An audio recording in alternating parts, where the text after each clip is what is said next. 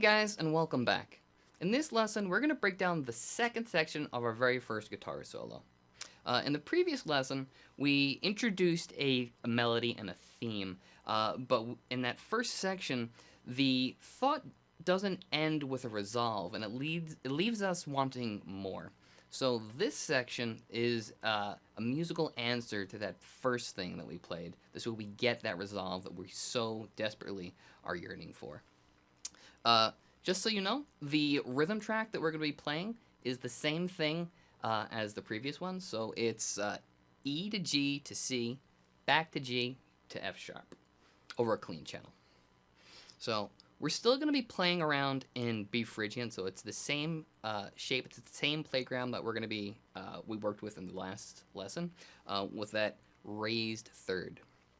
So this part of the guitar solo starts not on B, but it starts on the 4th fret of the D string. Then it goes to B, which is the 2nd fret of the A string.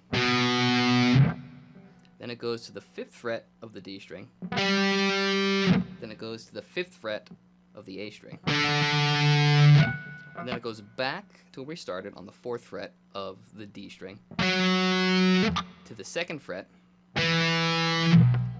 Then it goes to the 5th fret of the A string. Then it goes to the 4th fret, 2nd fret. And then we go down to the 5th fret of the E string. And that's the end of the lick.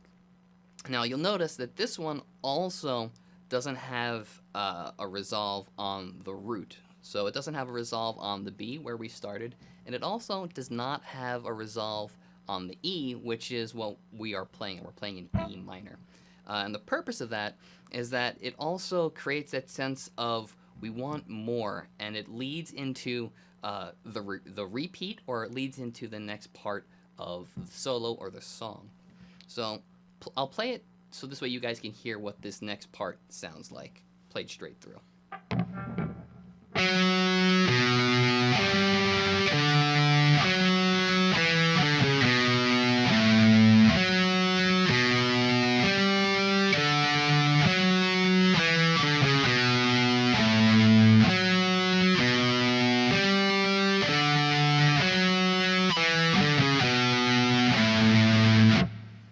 And you hear, we don't get that musical resolve until we repeat what we just played, or we move on to the next part of the song. But now that we know this section of the solo, let's try running it together over the backing track.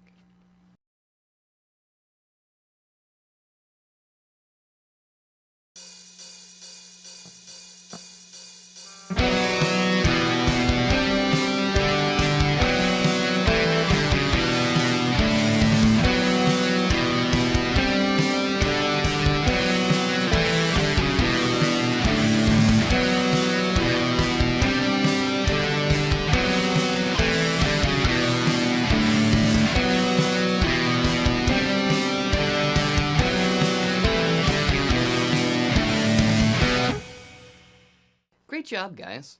Now, I want you to loop that, and I want you to practice that.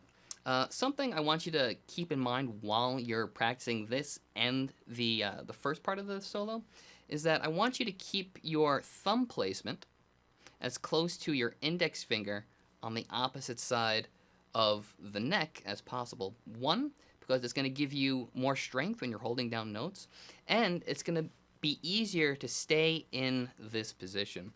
You'll notice that while you've been playing this section and the previous section, we're playing all these notes, but our hand isn't really moving around all that much. So keep that in mind, because it'll make playing these sections so much easier. And when you have this section down, I will see you in the next lesson to go over part 3.